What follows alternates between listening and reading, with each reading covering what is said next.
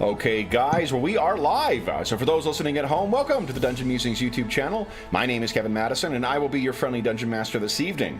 Tonight, we are, if you're listening to this in the series that of the videos, and there will be no gap, but for us, and for those joining us live, this has been a little more than a month since we last stepped foot in the Duchy of Herronshire. Tonight we're going to be continuing on with our ongoing campaign, session 130, playing Advanced Dungeons & Dragons 2nd edition, playing through Carl Sargent's classic mega adventure, Night Below. Both my covers are backwards. And with me tonight are the stars of the Night Below campaign. I'll go the order I've got you guys on the screen here. Why don't you tell us who you are, who you're playing, and what level are you currently? First up, we've got our resident armorsmith, Dave. Hey, everybody. I'm Dave. I have to go and look up who I'm playing. No, just kidding. I'm playing Druin Axebrother, who I clearly missed over the holidays, over the break. And yes. For those who are on the Dungeon Musings Discord, I can't remember if you posted this to the player area or whatnot, but we were suddenly getting, while we were on vacation, updates for the fight that Druin thought he was in. Next up, sorry, what level are you, Dave?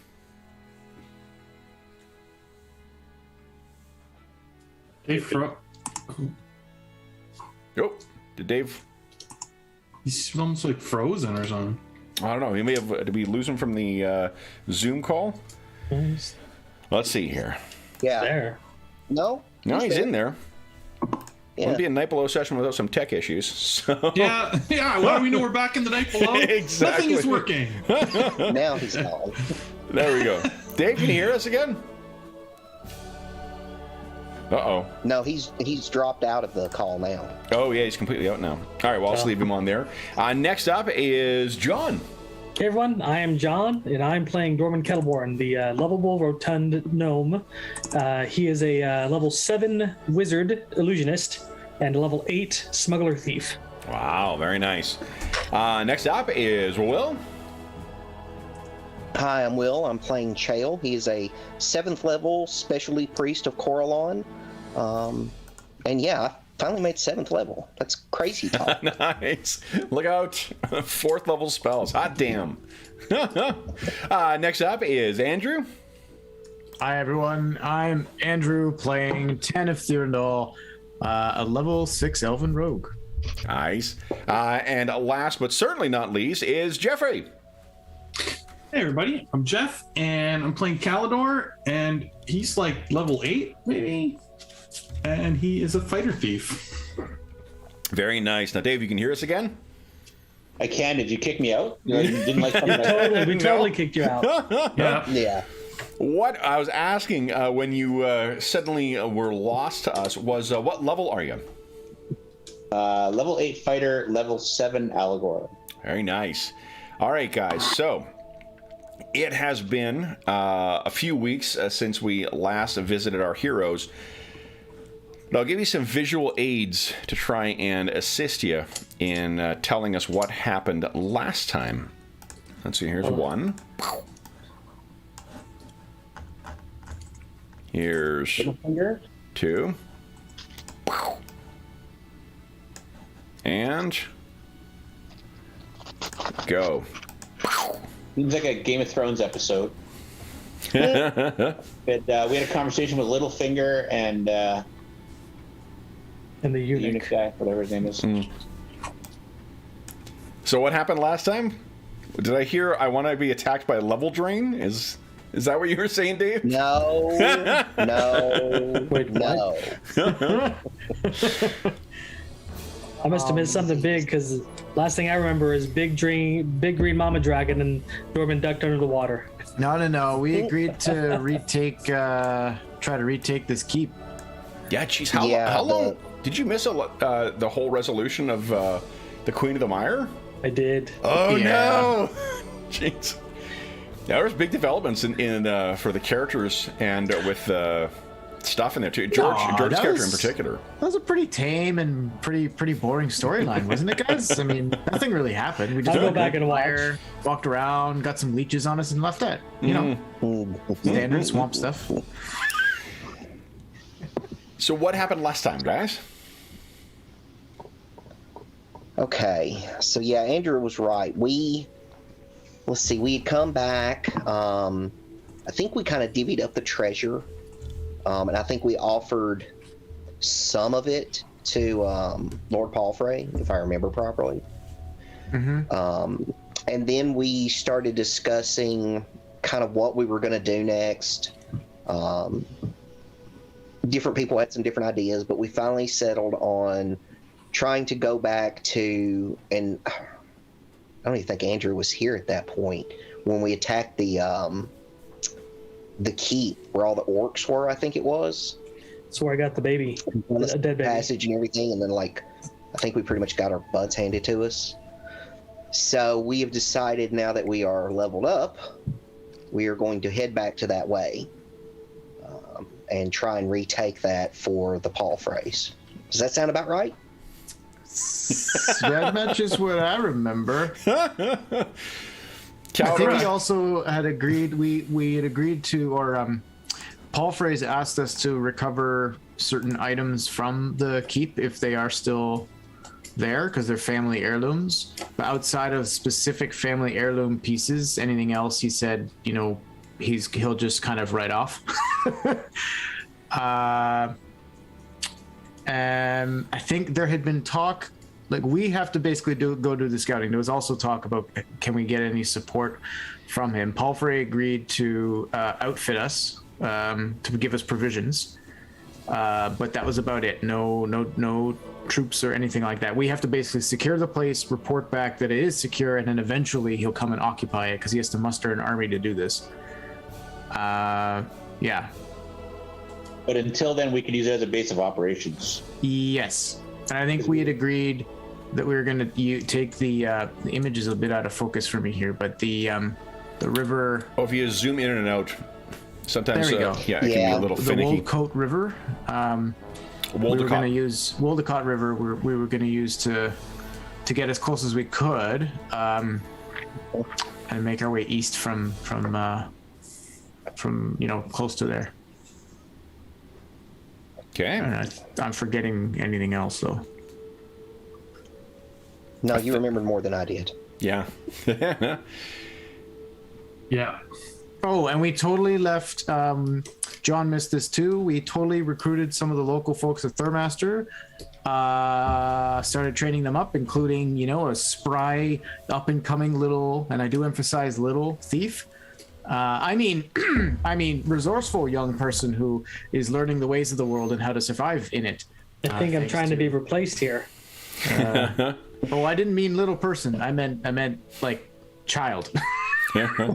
Is he? I'm trying to remember. Is he apprenticed to you, or there was the orphan apprentice to you, or was he to Religo? I think he's apprenticed to Religo. Tanev is doing his utmost to corrupt the kid, though. Got it. All right. Anything else that you guys? You were also going to stop by the orphan assassin. Exactly. You guys were going to pick up potions as well too before you went. And When Druin sent the staff that only had one charge left, he was shipping it through, is it Baranis? Through Baranis, yeah. I think it was going to Semheis, right? Yeah, to Semheis and Milborn, because the staff, even with one charge, has 3 abilities that can be cast every day, and Semheis could put that to good use in Milborn. Yeah, absolutely. Okay. Now, let's see here. I need to change up our music to be traveling tunes. A little road music for you. See if we can get some Tom Petty on here. Just kidding. Potions of healings. I believe you guys had some coin left over as well, too. And you were going to buy from Tauser, and I think we sort of hand-waved the role-playing component of that. Potions of healing may be secured from Tauster. Oh, that's in our house rules.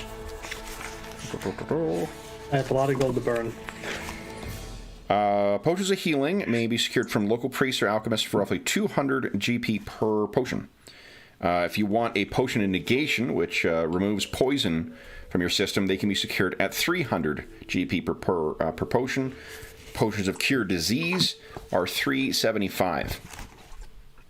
Any of those can be accessible from Tauster in Thurmaster. Do we put that in chat for the cost, guys, or? Sure. That would be Yep. outstanding. You got it.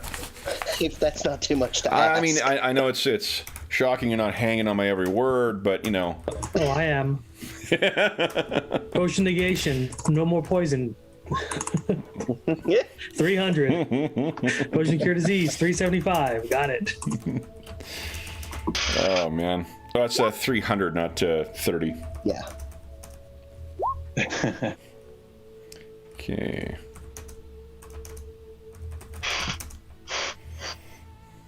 Cure disease. There you go, guys. All right. Then we were going to see that there was other potions available for purchase. Let's see what Tauster's got in his collection. You know what? Let's have everybody hold on for just a moment as I see what dice I need to roll. And then we're going to roll randomly and see what other things he has on offer.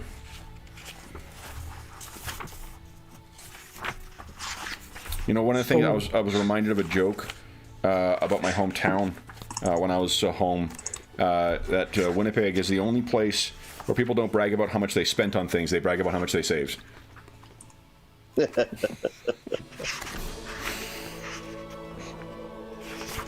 Okay. I'll take 10 potions of cure disease. Hope that shit's not flammable.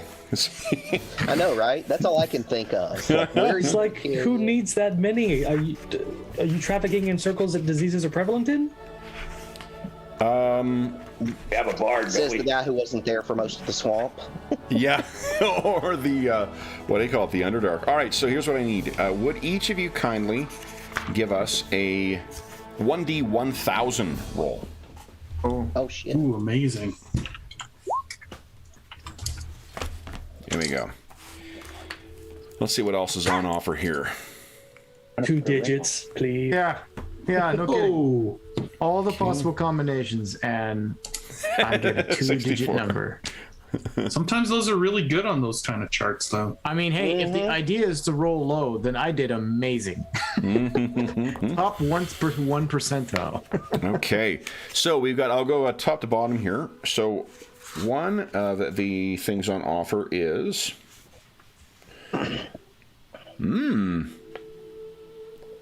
oil of sharpness. Oh, Yeah. So I'm going to write these down, then we'll go through what they actually do afterwards and the costs. Oil of sharpness. 64 is, let's see, oh boy.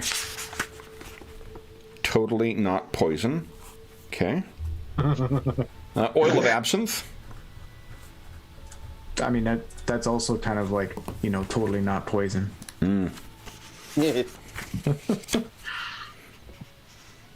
Okay. Next. Okay,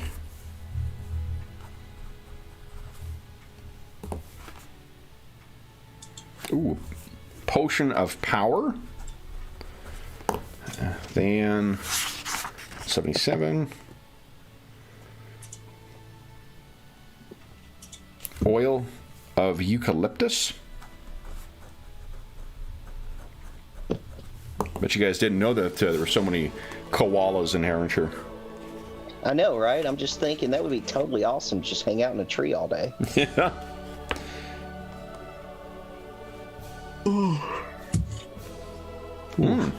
And then an Kipperlings get you.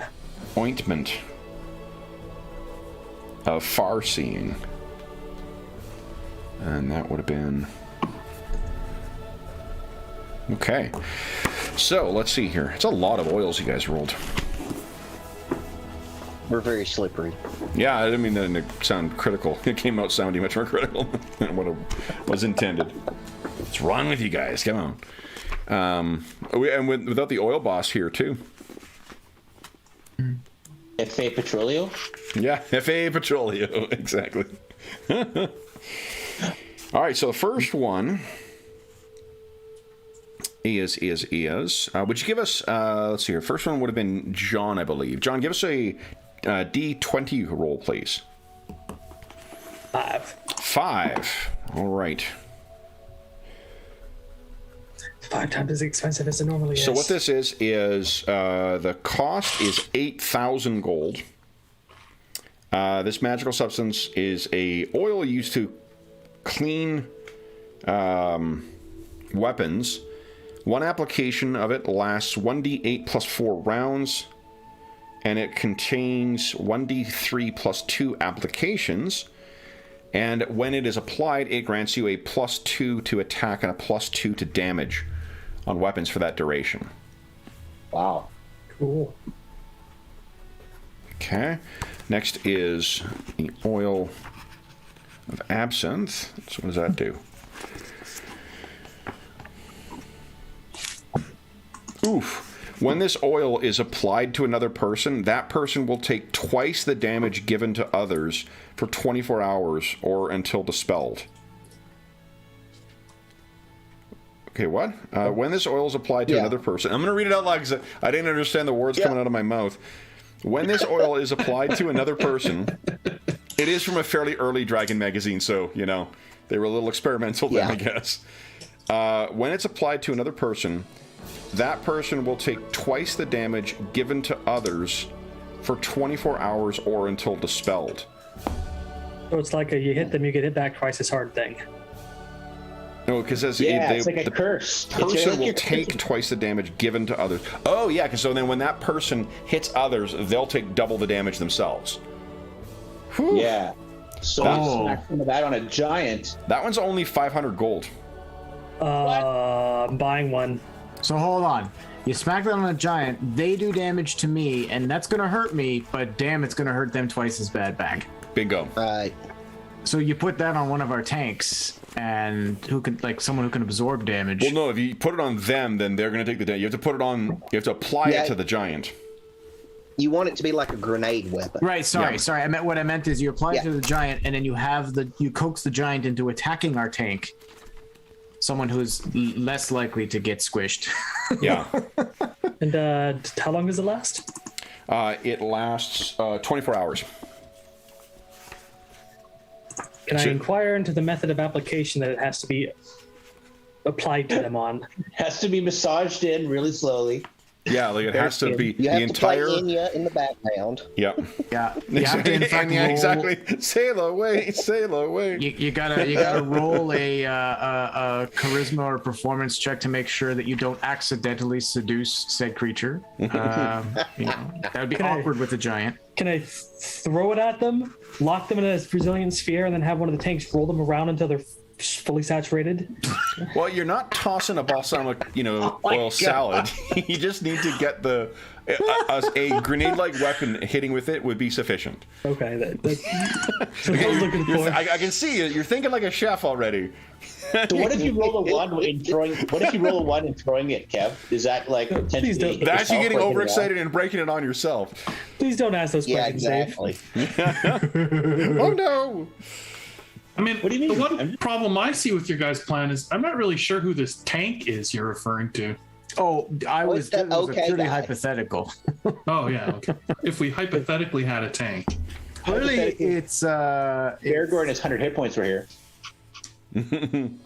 yeah, fair. I thought it was Rilligo, but that's just me.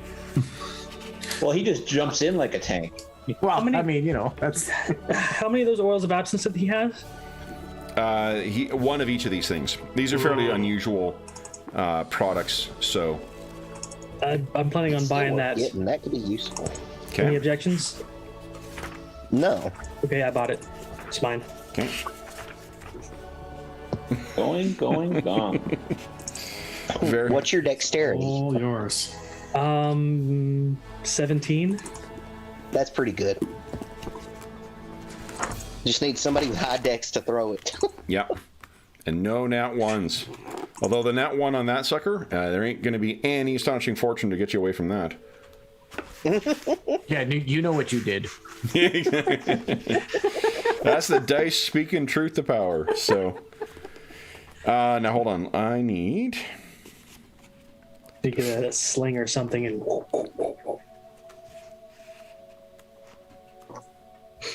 The decision will be, though, what to use that on. I'm sure the opportunity will possess itself. So this is pretty interesting. Dragon. You missed the dragons, John. I will tell you that I have already I misled you about one of these things because I thought it was a cursed item. I didn't shocked, recognize it. And I'm Kevin. like, pretty sure this is cursed. I'll call it something different, and then I'll tell you something and give you, the actual rules when you try and drink it. Turns out this isn't a cursed item, so you will know what this is. This is a potion of alternate profession. The potion allows the drinker to temporarily gain the first level abilities of any class of the character's choosing. This includes abilities such as a priest's ability to turn undead or ranger's tracking ability. The duration of it is 2d4 turns. So that's, remember, every turn is a 10-minute interval. That one is 700 gold pieces. So for at least 20 minutes. Yeah, minimum 20 minutes up to a little more than an hour. You have the first level abilities of any other class of your choosing. You know what happens if you pick rogue? Backstab. Why is this I'm armor so also heavy? thinking, like, is there any first level spell ability or something that would, like, mass teleport or something like that? There's nothing at first level. That's way beyond, right? Not really. So can't use it as like a GTFO backup plan. One thing because it only takes you 10 minutes per spell level, in theory, like you drink that thing, you can prep a spell and then use it at an opening thing. So like if one of the fighters wanted to cast sleep as an opening thing, or you wanted to cast a buff spell that has a decent duration. You have to have the class prerequisites, Kev, like Nope. An 11 intelligence or whatever the Not at all. requirement is. No, You drink it and you'll get it. Wow, that's a total bullshit potion right there. Potion of bullshit. I mean, if you had a decent charisma. I don't know. Might be kind of Fall handy to down have the line. an actual ranger to get us through the forest if we got lost. So the oil of eucalyptus, what this does is when it's rubbed onto wounds, it cures 2d6 points of damage. You also get a bubble bath. Sorry? You also get a bubble bath with that. Yeah, you also smell like rose hip. You smell wonderful for the next 2d6 hours. Yeah, and we'll make it. That's only going to be 150 GP. Oh, It's not as good as a healing potion, so. right. And the final one is oil of far-seeing.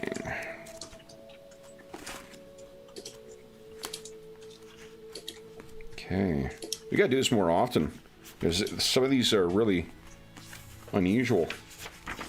Well, Esoteric. darn right. Gotta love some of those obscure. What do you call it? Like polyhedron or early dragon magic items. No one was minding the shop. We're like, we'll put this one in here. All right, so the ointment of far-seeing. These salves allow characters who put a drop of the salve into each eye to see as well as they would on a brightly lit day on the prime material plane. The proper salve also serves as a protection against blindness on planes where protection is necessary. 1 drop in each eye. There's a container contains 4d12 drops of salve, and 1 drop in each eye bestows the magical property for 1 day. Different salve exists for different planes. So for this one, it was blue.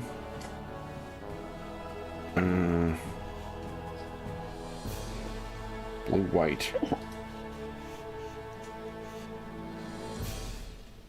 Oh, bluish. No, bluish. All right. So then, what this one is on the plane of water. Any blinding effects that you'd be immune to any blinding effects on the plane of water. So effectively, it's the ointment of goggles. I guess of dark vision goggles. This thing costs 5,000, but again, it has 5d12 applications in it. Cool. Yeah, it's not cheap. I mean, it's useful, but... So, dang. I'll put the cost of these things in a chat guide. Well, the ones that have not been purchased. 8,000 for the first one? Wow. Yeah. Yeah, I'm like, I'm not gonna pay that much money for that. Well, and I have a whetstone of sharpness. I just never used it, just realized. I'm like, hey, I have something like that. I've got a wit of sharpness.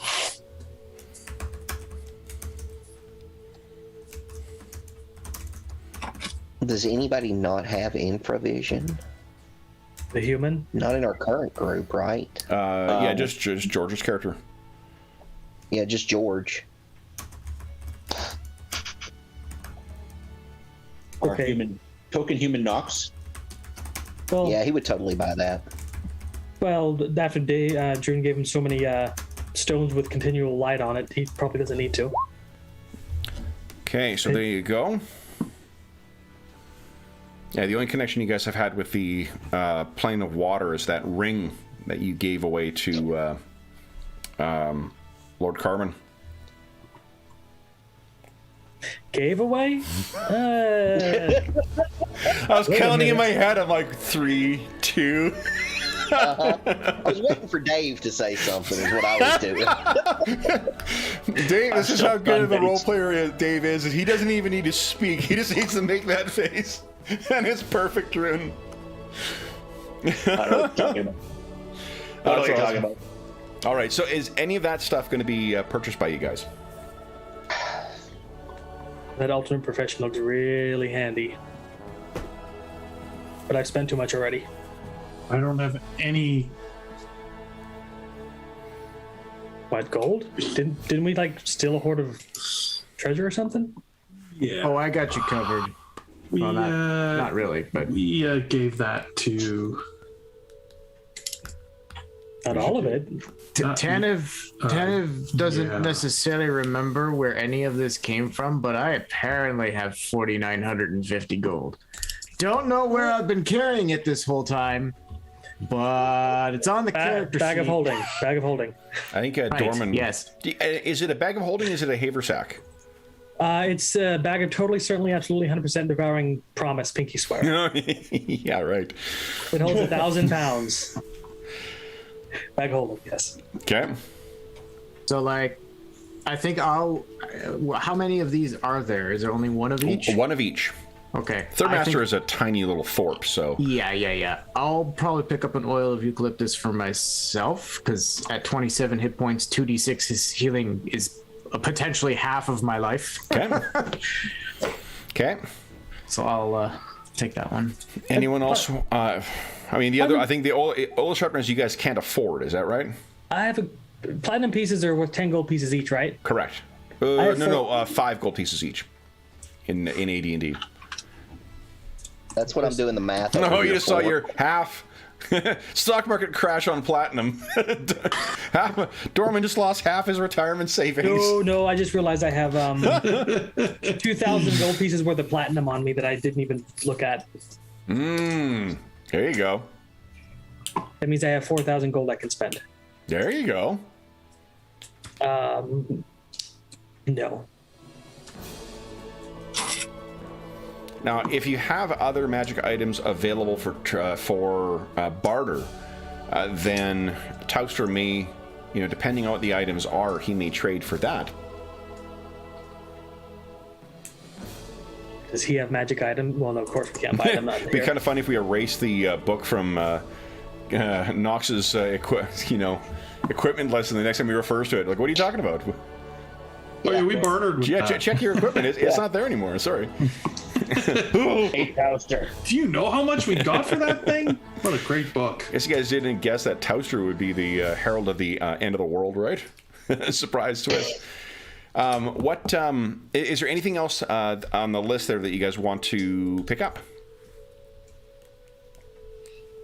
I don't think so. I don't think there's anything that's that necessary. Okay. For a large boule fin, well, he does have like pretty much everything else for the boule. So let's see how much. I also have a claw. So he's like this close to making a flesh golem out of a boule, is what you're saying?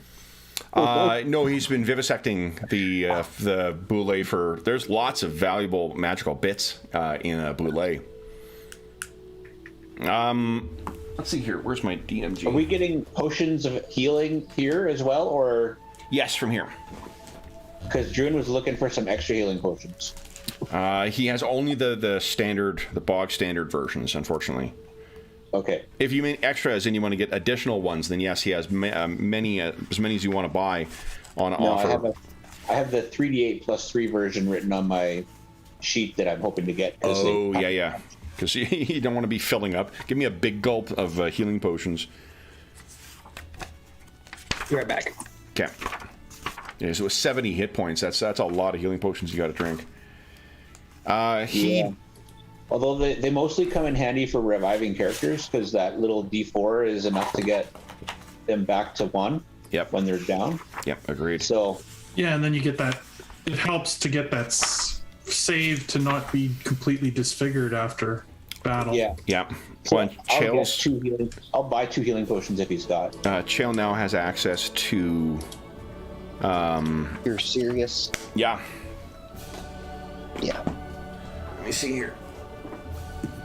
I'll just check the price of those greater healing potions. Let me hear potions. And To wish the wife good night. She got called into work, so oh no. she's a nurse.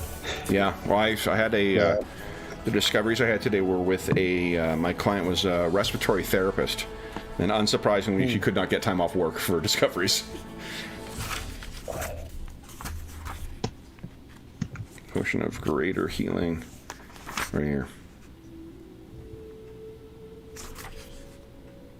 Okay, so 200 gold for a regular healing potion. I will buy 2. Okay. We have pick-me-ups. Yep. I'm just checking Dave to see about the more powerful healing potion. Here we go. So a potion of super healing would cost 900 gold. What does that do? It heals 3d6 plus 3, but it must be drunk at all at once. Super healing. I call it extra. And that's how much? That one is 900 gold. And how many does he have? And as many as you want to buy. I'll buy 2. Nice. Okay.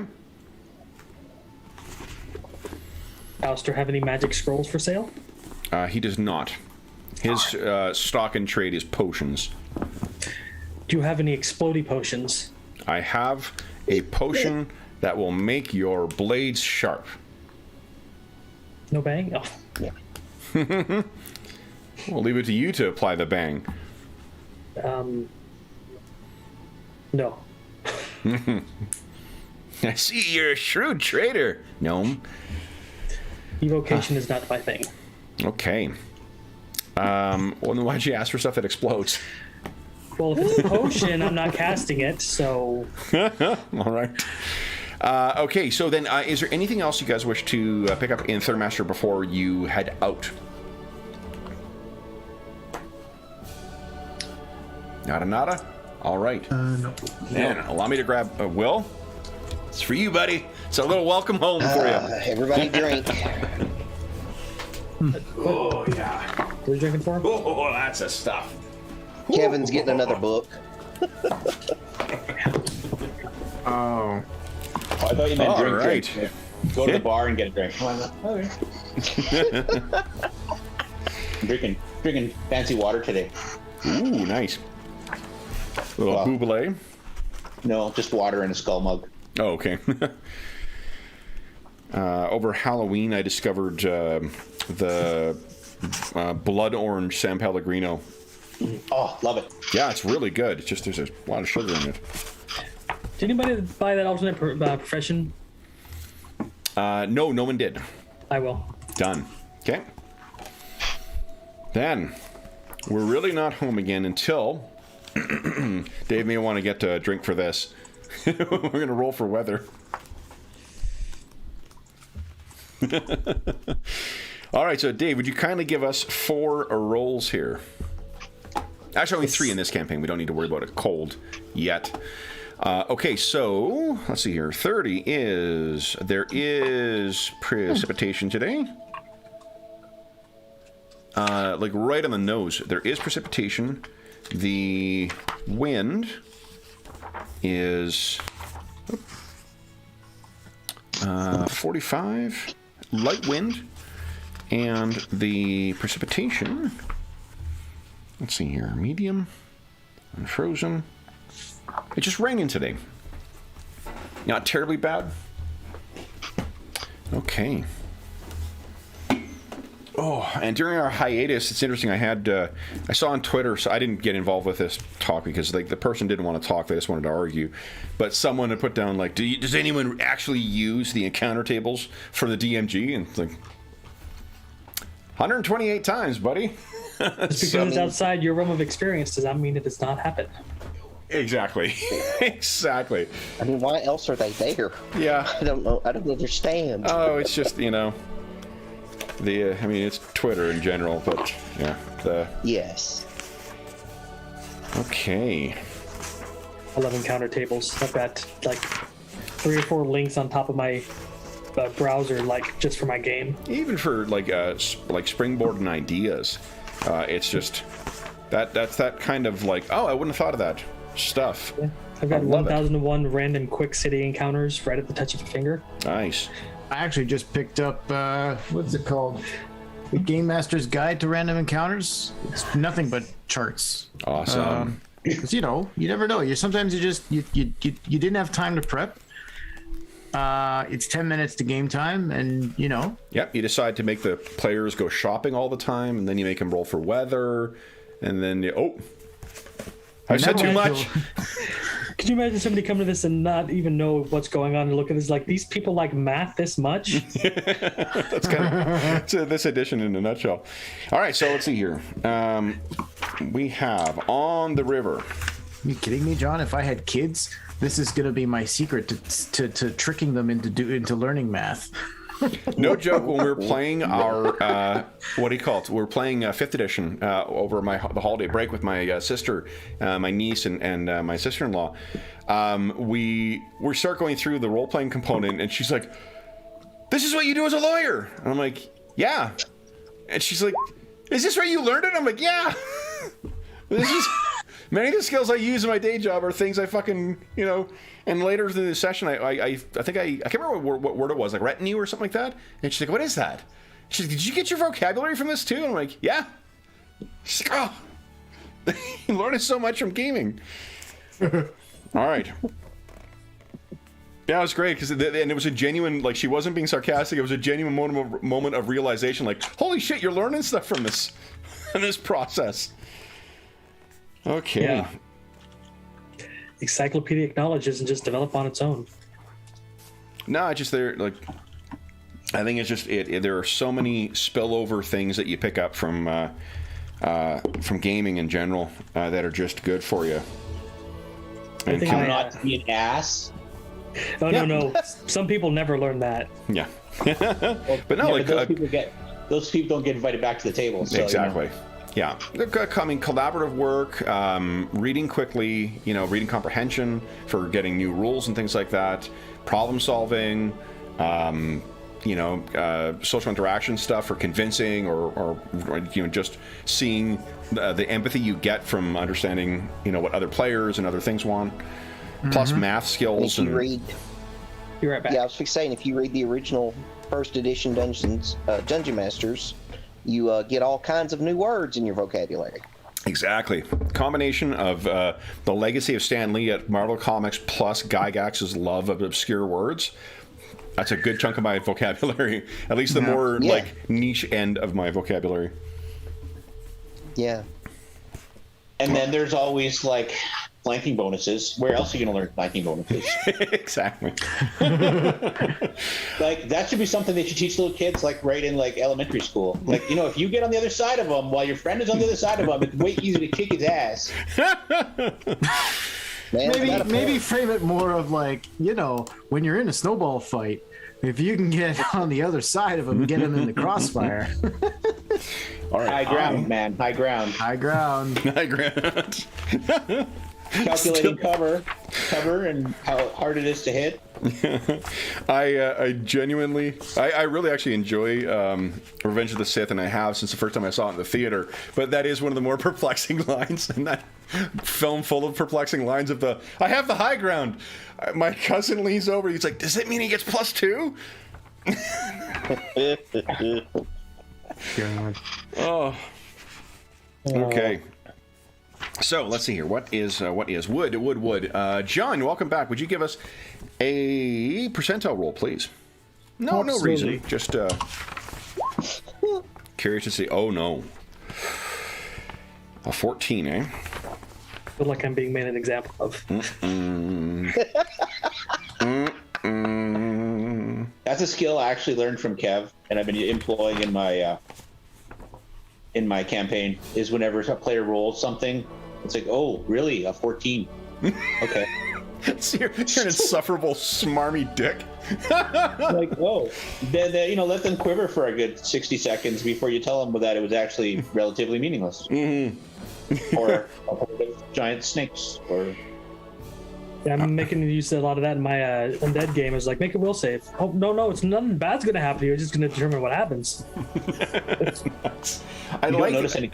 I wouldn't use it in every game, but there's one. Okay, so there's a new game I'm reading where they have because the sensibilities for it are supposed to be sort of more heroic. There is always a consolation you get when you fail something. So not in combat necessarily, but like in other skill checks, there's always a consolation. So like you're not going to get what you wanted for, but there may be something that might help down the road. And I think that's kind of cool. So it gives it a bit of a it has to fit for that specific type of sensibility for a game. When it's a more cinematic and more hero focused kind of thing, but it's a cool idea for capturing that kind of always succeeding, always moving forward. Kind of thing, or not necessarily always succeeding, but always moving forward in some way or another. Now, that's enough of a preamble. Now let's try and kill you. Where is our river map? Let's see here. River map. Here we go. Alrighty. It has been a while since we have... can I move the boat over here? Just get rid of everybody. Boom. Oh, you know, it's a shame Hobbs didn't come back. I forgot. He's still got that mount, right? That giant lizard mount, too. Cloud scale. I thought we had lizard steaks on the menu last week at the boulet. Well, let's see. Okay. Let's bring you guys over here. There we go. So, you are traveling, actually, in this direction. Now, this is a few weeks, I think, while we were playing Rollmaster is when they started implementing the lighting changes. Can you guys actually see everything on the map? I can. Okay, great. Go ahead and put yourselves on the boat once I resized you. Yes, we say we're kind of big. Yeah. I'm just anticipating Dorman's action. We're going to need a bigger boat. Dorman has many ways of getting away. Nice. All right, so go ahead and put yourselves on the boats, guys. And let's see here. Will, would you give us a 1d6 roll, please? Actually, make it a 2d3 roll. Make it interesting. Okay.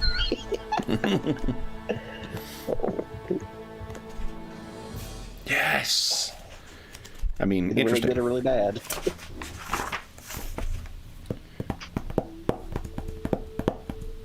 See Elanion running down along the beach. Yeah. Hey, guys. Oh, you know what I need? Just like does somebody cast fireball and just waiting to explode like that is?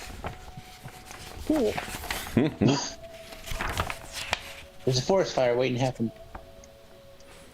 Okay. Yeah, I know. I saw that.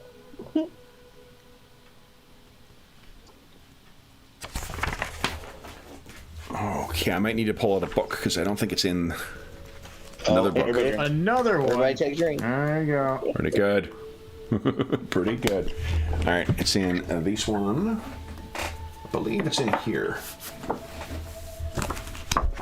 Oh, and Will, happy 30th anniversary to Dark Sun, too. Oh yeah. I forgot about that. Yeah. There's a news article that came out in... Really? Yeah, I can't remember. It might have been in Fortune. Because Fortune has that one writer who writes about role-playing games. And he interviews... Yeah. What's his name? Not... Tim Brown? Not Tim Brown. It was the... Troy Denning? Troy Dennings, yeah. Yeah. About the history and the development of it. Yeah. It's interesting. There was a couple things I did not know before in the article. Yeah, I think I got the message the other day that I've used all my free articles for Forbes right now. So they're blocking me till probably next month. Those sons of... Yeah. I love Forbes. I mean, I liked it when I was a kid. When I was in high school, I'd read it in the library. I probably ought to get a subscription.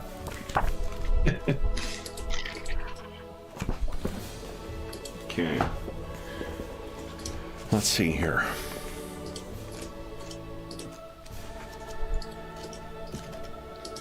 Well, I don't know what that 6 total was, but he's had to look at a lot of books. Yeah, it's been dangerous times, most definitely. Oh, you know what I'll do? Huh. Here we go. All right, so... At least it wasn't the weather.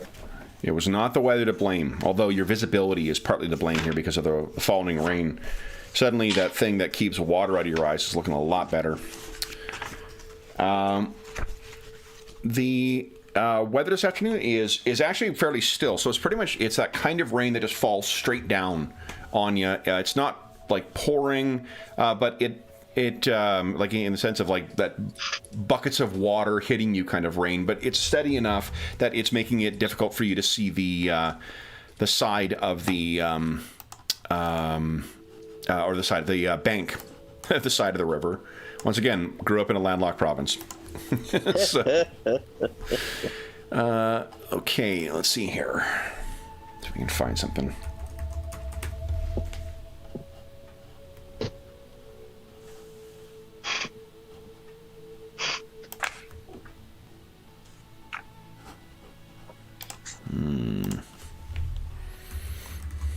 Okay.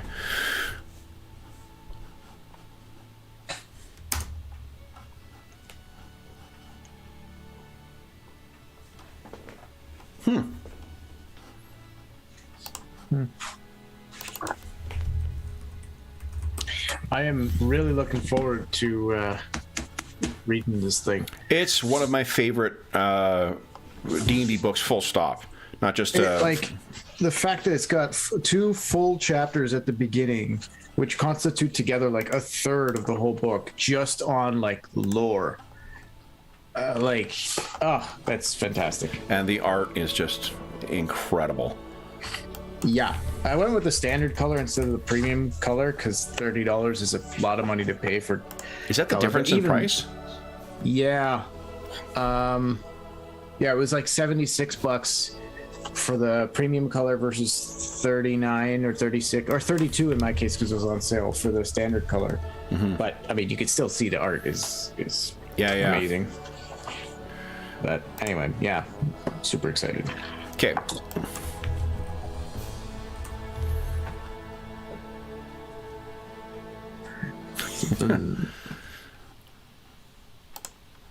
There we go. Okay. Remind me to show you something afterwards, guys.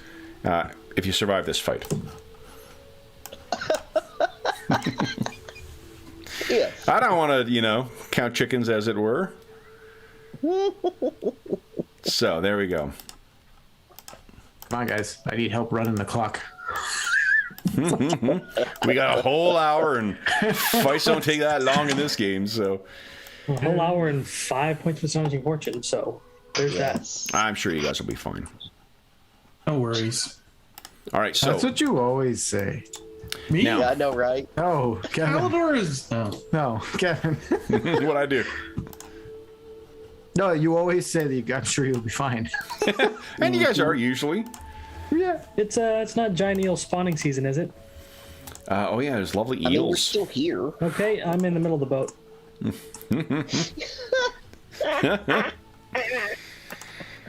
All right. So here we are. Got everything set up. Got health bars. I mean, maybe you guys won't fight these things, but we'll see. I'll see. Okay. Now, would Andrew, would you kindly give us a D10 roll, please? No particular great. reason. Yeah, sure. Never mind all you guys with your weather checks and everything else. No, this is the one that'll screw us over. This is the I don't want this blame.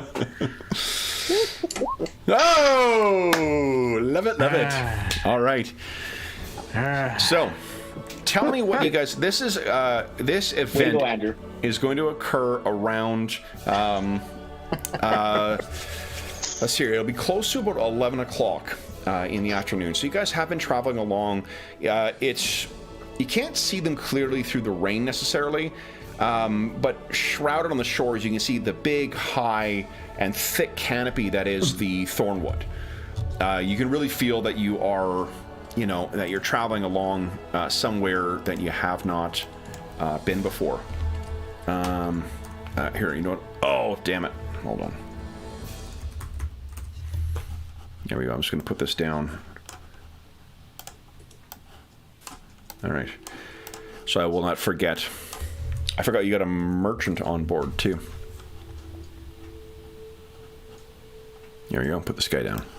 Boom. And there he is.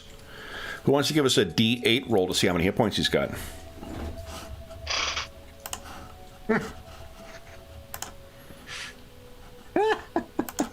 Nobody's taking the. There we go. Yes! One!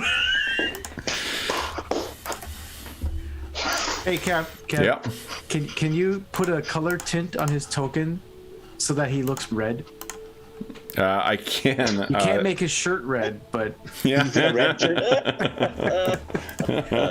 You get like the average of 2d8 because that would be a little more, never mind.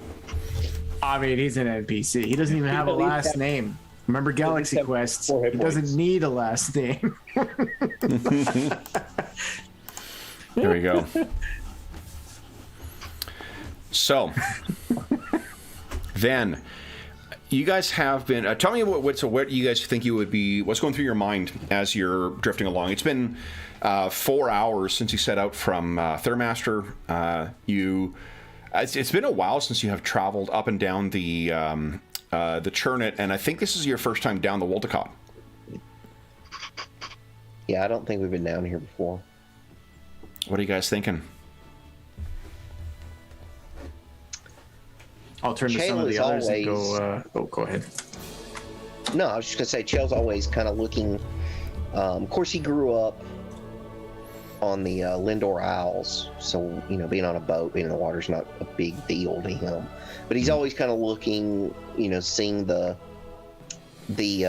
plants and the flora and the fauna. Yeah. Always kind of scoping that out. Seeing what the natural features look like. Seeing if he sees any kind of odd flowers or plants or anything like that. Okay. Who's wearing their armor while on the boat? All right. That's both a metal armor?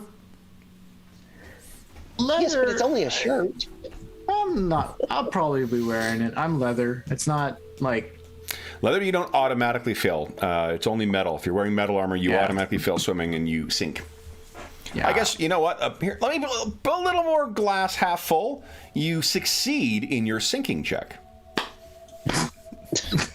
So, But it's just a shirt. Caldor, what's going through your mind?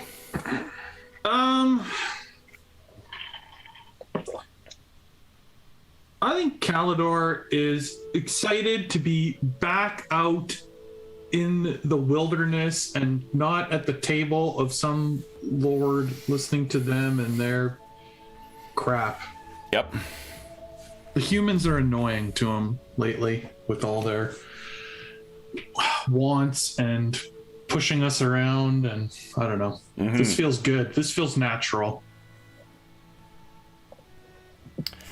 And Tanev, what are you thinking? Well, for one, I'm excited about going exploring some place that the others in the group have not explored, and so therefore it's new to all of us for a change. Or no, I guess the mire was new to everybody too. Yep. Never mind. And we've all been there, and we've actually all been to this place except you.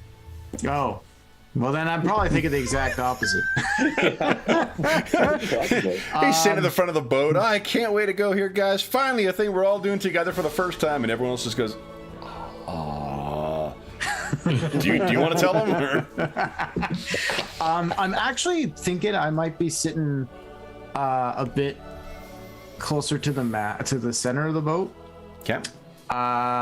Tanev did not have a great time in the mire, bad relationship with things in the water.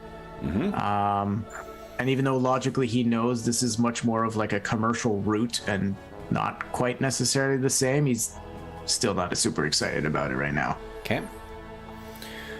So, it is while you guys are focused off in, unless if anyone else wants to share what is going through their character's mind, you can feel free to do so. Yeah, definitely. Dorman was he was like, he likes being in castles surrounded by rock, safe places, and he just got a chance to get some padding back on his belt, and now they're dragging him back out into the wild, where every time something tries to eat him. So he's like, Tanev, my paranoia is wearing off on you. It's almost like constantly exposing yourself to spices and seasoning, ingredients makes you an attractive target for monsters.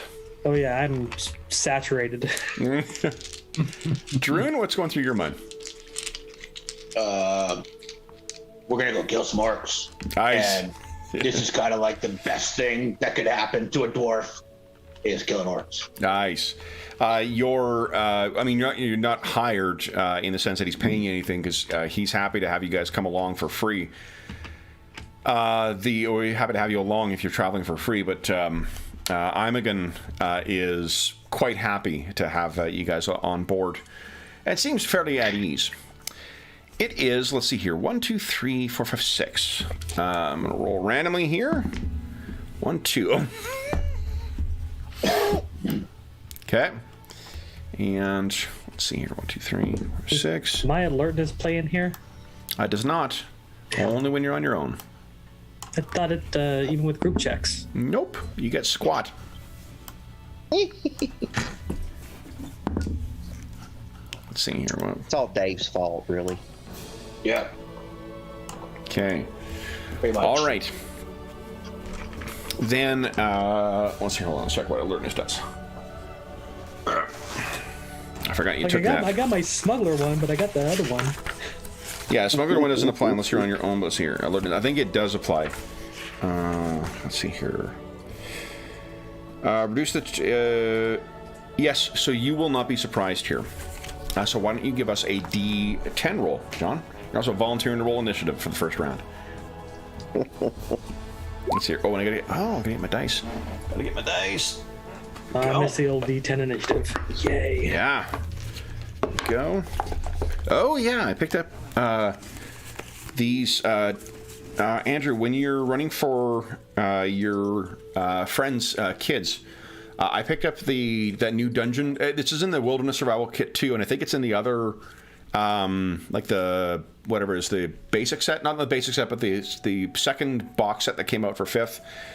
There's a new dungeon box for 5th edition as well too. I do with a new DM screen.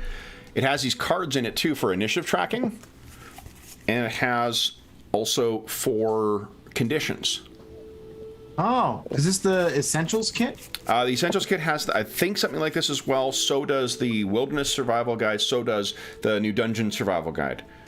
And Okay. it's for 5th. This is really helpful for initiative with newbies because we were all trading sort of what place we were in the initiative after we rolled initiative. And I found that they were actually figuring it out faster than what I was. And then when you have a condition, I can put it down in front of them and they can just read the rules. Nice. So, Dungeon Survival Guide for 5th edition, you mean? Dungeoneer. Is that what it's called? Dungeon Survival Guide? I don't know. We can talk after. Yeah, it's something that just came out while I was in October. But, all right, John. Ooh, my 2. So, what you can just, there's something on the back of your neck that feels like something is wrong. You can't alert your allies for this as your action, but you can take an action. You just feel like something's coming in on you. I would like to get in a defensive position. Okay, so what does that consist of? So this is normal robo, right? So it's got like little benches you can sit on. I'm gonna like duck behind one and look around. Okay. So as you do that, you can see there are. Let me swap up tunes here of this relaxing stuff. Peaceful, relaxing. Yeah, music. exactly. No more chilled Get out. this show on the road. Where is Death and Axes? Here we go. We're being attacked by a waiter and a bunch of cocktail drinks. It's also got munchies, snacks for it. What you see, Druin, you're sitting down, kind of running a whetstone across your axe, just kind of thinking of dwarven, the orcish skulls you're going to cleave. What is your armor class? Really low. It's been a while since I've... yeah. My armor class is 2. 2, okay. So, let's see. My attack rolls. Okay, one of those for sure missed, one of those for sure hit. All right, so something comes out of the water. It looks like, almost like an eel of some kind. A long, stringy snake or eel that whacks across your chest. And you take 6 points of... 6? Yeah, 6 points of damage. Full DR will apply. And what it has on the other side is these vicious-looking teeth. And then it sort of hits your armor and rakes across your armor as well, too. So you're injured, but then something else hits. Then something from behind you. Again, 2 more of these damn things. One misses, one hits. That is another 5 points of damage. Full DR applies. And Chael. Ugh. Chael sitting in the back of the boat. So let's just make. What is your AC right now, Chael? 2. 2. Okay. Or surprised AC is 3. 3. I'm okay. Sorry, let me correct that. Yeah, surprised is 3. 1, 2, 3. 3 hits on you. And you take, let's see here, 7 points of damage, full DR applies. 7 points of damage, full DR applies. And 8 points of damage, full DR applies. Ouch. And then that's why I was laughing. The first random attack was on the 1 hit point merchant. And I rolled a nat 20 on him. Oh my god. So he's looking over, and this thing just sort of like wraps around his neck and then sinks its barbed teeth in, and he just falls over the side. And as you guys are looking over, you immediately like, what the? Dorman, you get the clearest view of it, and it's like your eyes are playing tricks of some kind on you. You're just having a hard time seeing because the thing seems to be in one place and then in another place.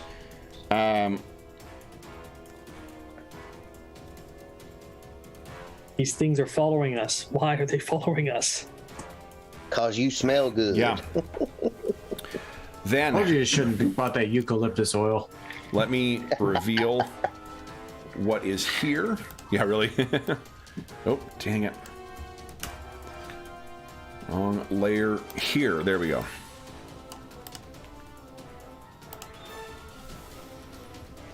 And if you look down, you can see that there is something attached to these eels. And each of them looks like a long, six-legged, bizarre, twisted version of a hunting cat. But again, it hurts your eyes to look at these things because you can't tell really where the fucking thing is, not helped by the fact that rain is falling as well, too. These like eel otters. Would I do something like that to you? Come on. All right. Don't ruin cute things.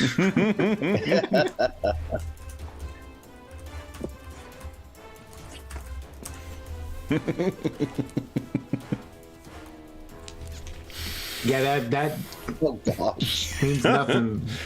All right. Okay. This I can't even. My brain's too tired. I can't even. All right. So then, guys, let's everyone decide what you're doing with your round. And we'll start, John, even though you lost last initiative, we're going to start with you once again, because now everyone is involved here. So everyone decide what you want to do with your round. You are aware of these things being in the water and roaring and trying to drag, or trying to hit you and drag you in. And you've lost your merchant. Then, everyone decide what you're doing. And John?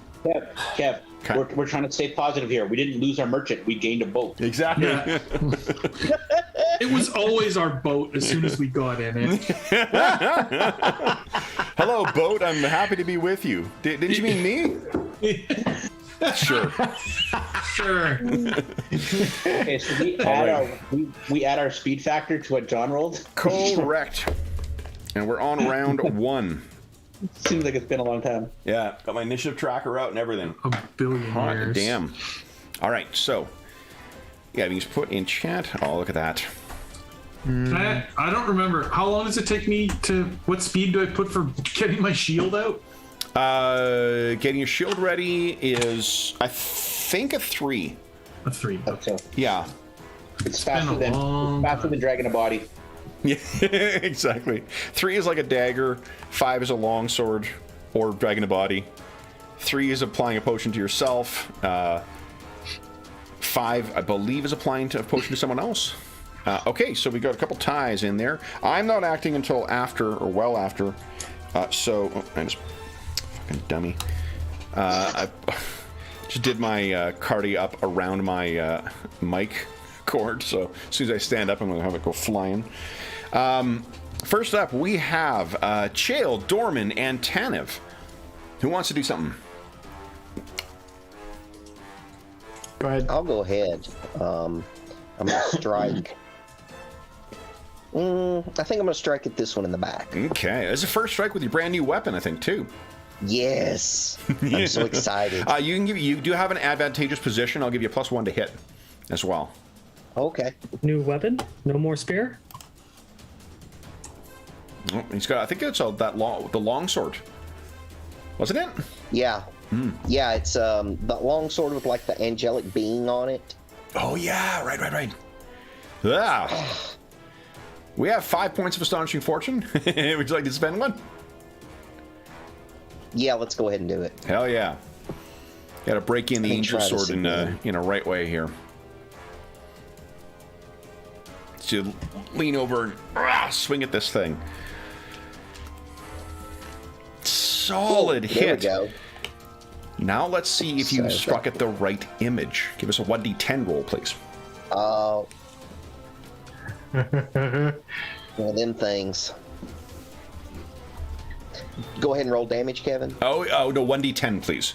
To see if you hit there. You want me to roll There is 1d10? multiple I didn't know images if you here, were so rolling it or me. I'm sorry. yeah, it's. Oh no, yeah, I'll let you roll that.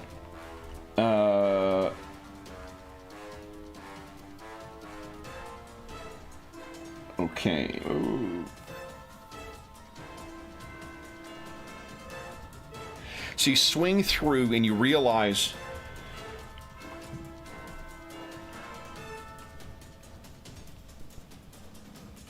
that they're actually, the one that you were swinging at is about 3 feet to the left. Okay. The image, so you'll be able to correct that for your next attack. So I'm going to put a dot on the ones that have been, their illusion has been displaced. All right, then it is Dorman or Tanev. What would you guys like to do? Mine's pretty easy. Dorman is not going invisible. He's casting Mirror Image. Nice. You like to duplicate, do you? Here you go. So 6 images. So 6. There are 7 of me. Fan out around Dorman. Awesome. Then Tanev, what are you doing on 4? I not really knowing what these are. I'm not going to risk the nice new fancy sword. I'm going to take a dagger and strike one of this one here, right to my right. Yep. The one that is wrapped around the what do you call it? Our friend. Yep. Go ahead and give us an attack roll. Oh no. Ho ho. Why are you using a dagger? Ain't you got nothing 3. better than that? I do, but I just saw this thing grab something and bring it into the water, and I kind of like my new sword. I don't want it to take my sword away. I know, Kevin. Do you want to spend astonishing fortune to reroll that? We've got 30 enough minutes. of them, right? 4 left. Yeah, we got 4. Yeah, all right. Best way to not get dragged into the water is to kill the thing that's trying to drag you. Yeah. So let's try this again here, and well, There that's you better. go. Give us a 1d10 That's roll, please. pretty good. Well, that Druin Oh, theory. 1d10 roll, right? Do Yep. that first. Yeah, you gotta see if you hit it. Boom. No. Ooh. So on the right, you realize that the thing is actually to the right of where you struck. All right. So you will be able to hit this thing next time. Then it is Calidor to 5. What are you doing, Calidor? Calidor is equipping his shield. Okay, to put and then- between himself and these things. Druin, what are you doing? I'm going to hit something. Okay. I hope. Of course you are. So that's possibly hit. Gives a 1d10 roll. Okay. That one is actually closer to the boat than what you realized. But it has been revealed, so you got your offhand attack, I think. Solid hit. Go ahead and roll damage.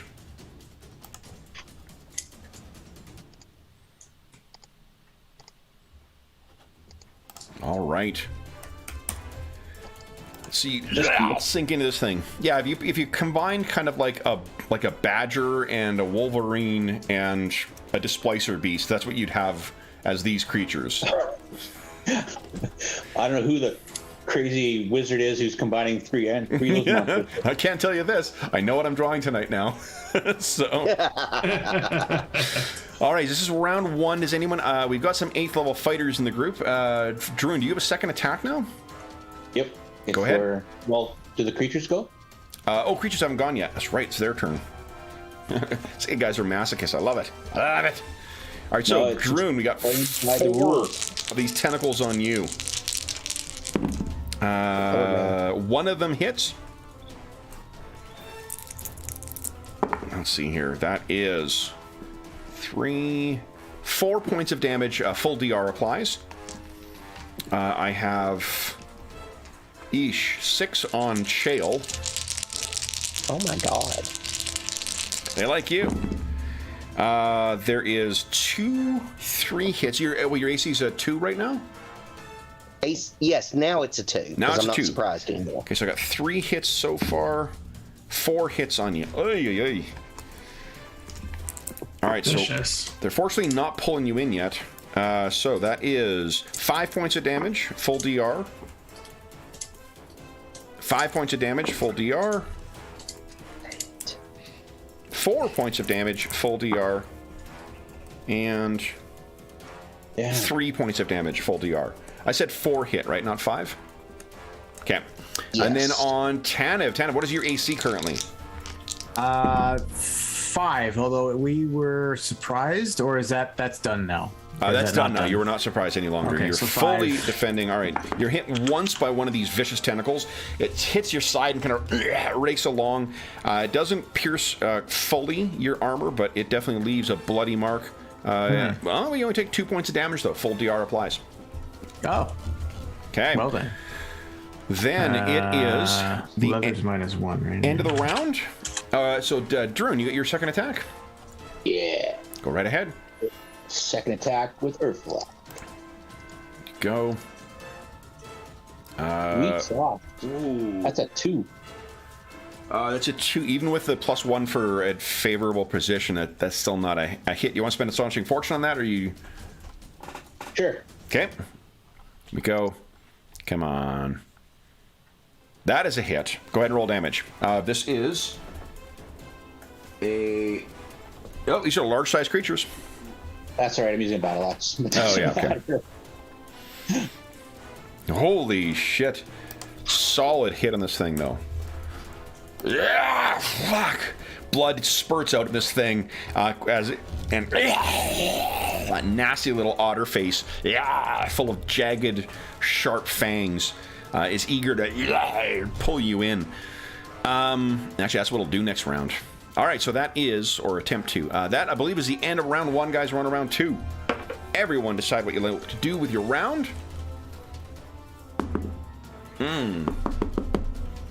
And then, John, would you kindly beat my 4? Oh! All right. So, I am acting on a... I've already forgotten what large size... +6. Okay, so I'm acting on a 10, guys. Go. Want me Oh, no, you're an 11. Oh, no. All right, who am I missing here? Me. Kev, as a fighter, can I... I guess probably moving in the boat. I can't move and attack, so I just have to move. Yeah, you can. You can always move half when you're attacking. Okay. Yep, you can always move half your move and make an attack as well, and take advantage of your full attacks. It's only when you charge that you're limited to only 1 attack. Okay. All right, so then first up will be Dorman Kettleborn. What do you got on deck here, Dorman? Need another street rat. I'm moving in uncharacteristically and stabbing something. Okay. Oh my goodness. So I'm whipping out my magic short sword, Okay. Kinslayer, and trying to stab this thing. Go right ahead. You'll plus a 2. What did that? Oh, you rolled initiative. That's why. Oh, my We're out bad. of practice with these character sheets.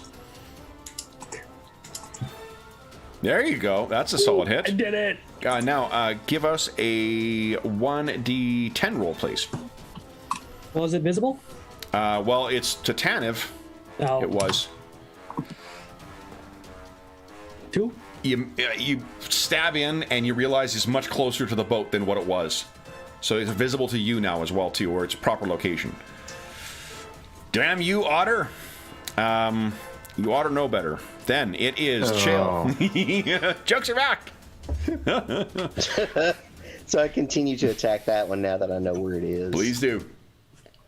And you said that's a +1? Yeah, for your advantageous position. Holy shit, nat 20. Beautiful. Give Now, us a... what would I roll? That requires another book, Kev. Requires another book. Give us a Everybody d20 roll, drink. please. Chill.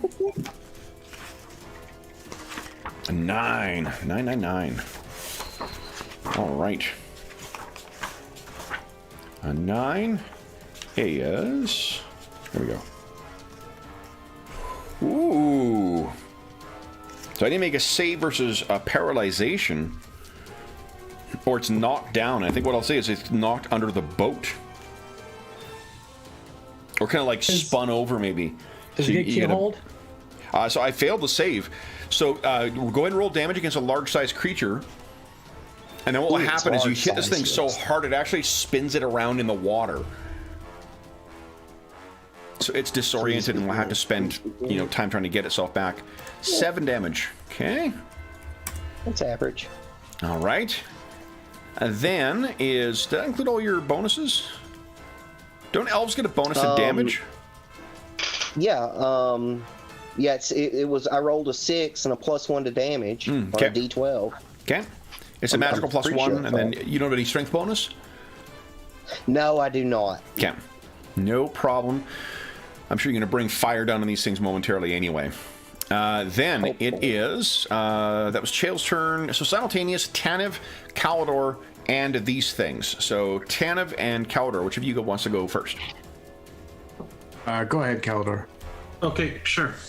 I'm gonna move back and help my friend Chael. Okay. Give us a dexterity check, please. You can treat your dexterity as 2 higher on this.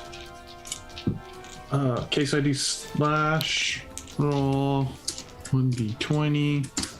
Oh, well, that makes my dexterity a 20. Right, but if you rolled a nat 20, yeah, so if you roll nat, don't roll a 1. don't right? roll a 20. You want to roll low on this one. Oh, right, less than Yeah. 20. So easily, yeah, you just nimbly jump over, race over to the other end. Go, redhead, make your attack. Okay. Longsword. 2 hit. Actually, what I'll do is I'll track the visibility with the colors. There we go. Yeah, it's a solid hit. Give us a 1d10 roll. 10. Oh, yeah, it's to the you hit to the right of where you thought it was, but that one is visible to you now. Then and Druin, yeah, got blue. Okay, then it is Tanev.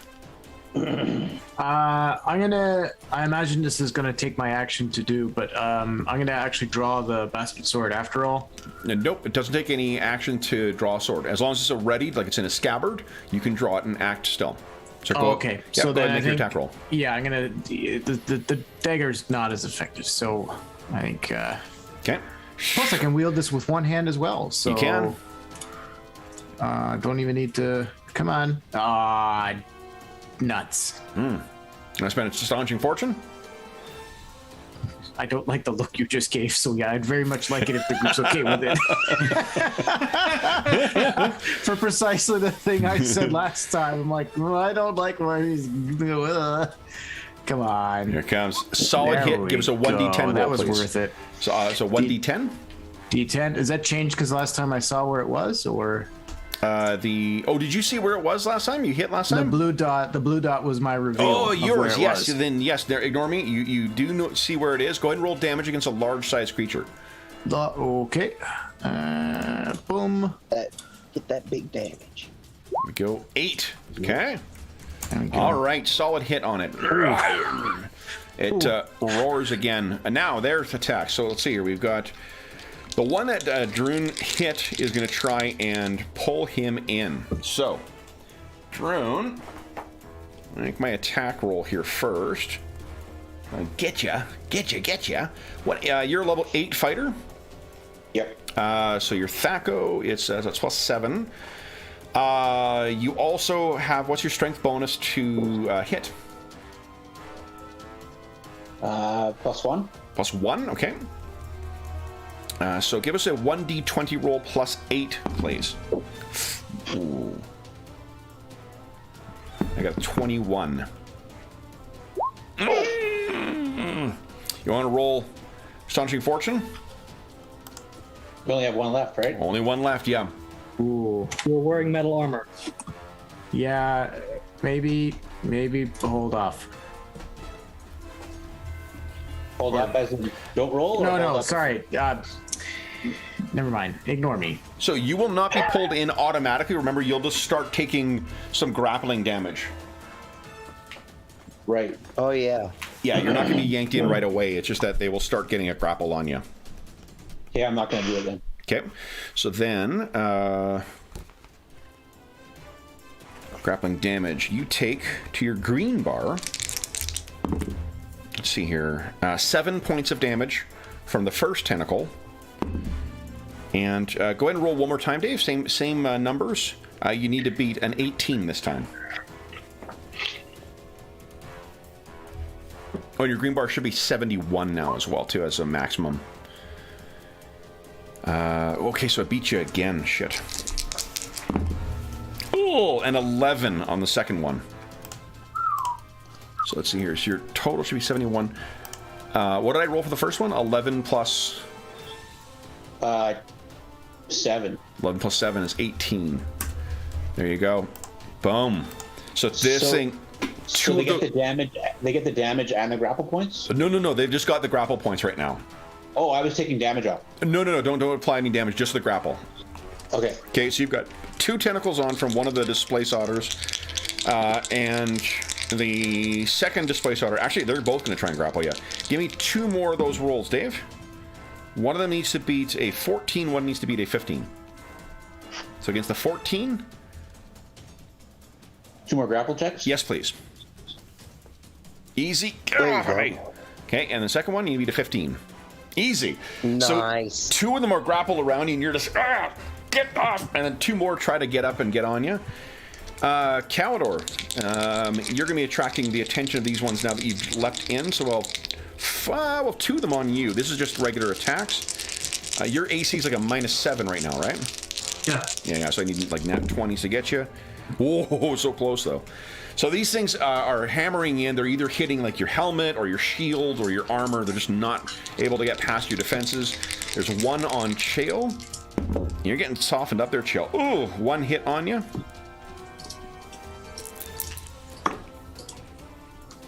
Okay. 6 points of damage, full DR applies. And then against Tanev, you're the one who's hit this thing, so it's going to attack you again. Actually, you know what? We'll do grapple on you. So what is your Thaco right now, Tanev? 18. 18, so you got +2. Do you have a bonus to hit from your strength? I don't think so. So give us a 1d20 plus 2 rolls, please, and I'll set up your grappling bar for you. I'm not sure you've had the distinct pleasure of enjoying our friend Douglas Cole's dungeon grappling rules yet. Not as this character, but a certain yes, dwarf of course, certainly has. Yeah, it's in right. a rather tense battle, I might recall. Okay, so one of them comes down, and Tanev, you're able to batter this thing aside quite easily. Make your second roll. You got to beat it. Sorry, you asked for 2 as well. That's right. Come on. Oh, close. Not quite enough. All right, so you take to your green bar, you take 6 points of grapple damage. So one of them is kind of grabbed onto you. Then that is the end of their round. Then it is Druin. What are you doing, Druin? Remember, you can make an opposed grapple thing to try and get yourself free. You are currently, let me see here. 18 or 71. I don't think it's even. Is it 25%? Is that a 5th? Yeah, you're grabbed, but you're not. You're suffering no penalties yet. Not until you get half. Okay. What would you like to do? I can swing at it. Yes, you can. Absolutely.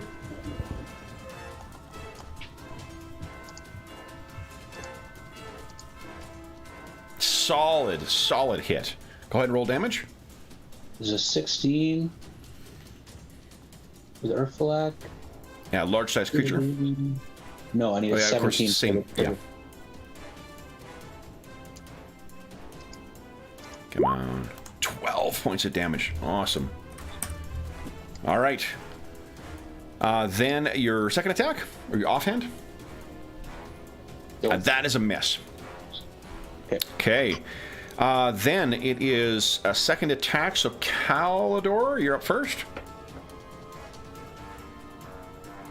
Does the dot mean I know where it is now? Is that how that works? Yeah. Okay.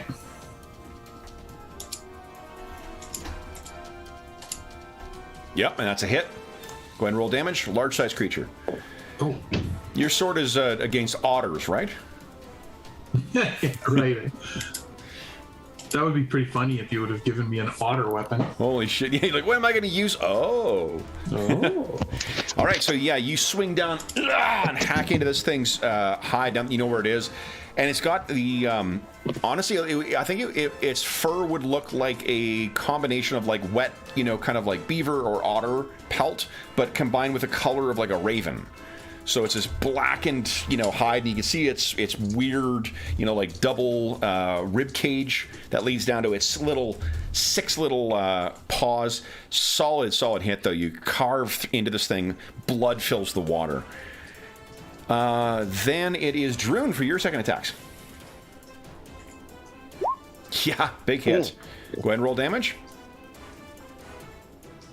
Come on, or Falak. Ooh.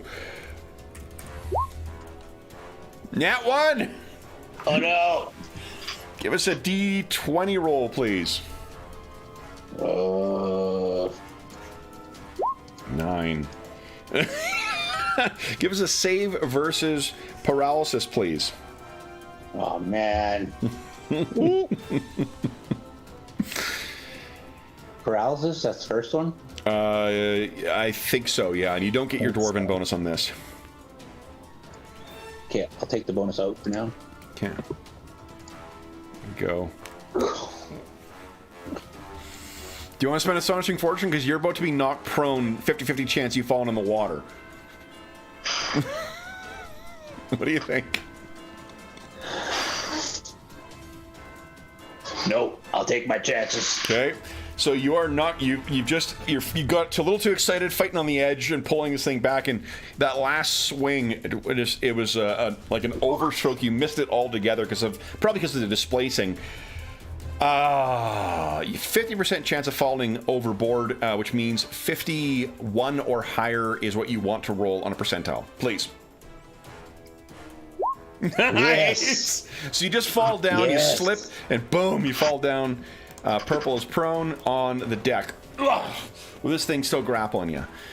All right, I believe that brings us to the end of round 2, guys. We're on to round 3. John, we thank you for your service in rolling initiative, especially having come back from vacation after such a long time. But we will be passing the awesome responsibility for this on to Will. Everyone decide what you're doing with your round. Then Will, kindly beat my 3. Can I ask you a question, Kevin? Of course. What effect would casting Fairy Fire have? Ooh, on these things?